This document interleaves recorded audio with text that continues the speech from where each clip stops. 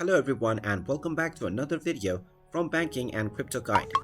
In this video, I'm going to show you how to log into your Mastercard with AAA. So let's get started right away. First of all, just open up your web browser and then in the address bar, type in creditcard.acg.aaa.com and press enter. You will now be taken into the official website where you can log in to your Mastercard for AAA. Just go ahead and type in your personal ID, then click on the Continue button. Now you will be asked to answer your ID Shield question. This depends on the various types of question that you have set up when creating your account. Just go ahead and answer the given question and then click on the Next button. Then you will be asked to verify your account. And then after verifying your account, you will be logged into your AAA Mastercard. And there you have it. That is how easy it is to log into your Mastercard with AAA.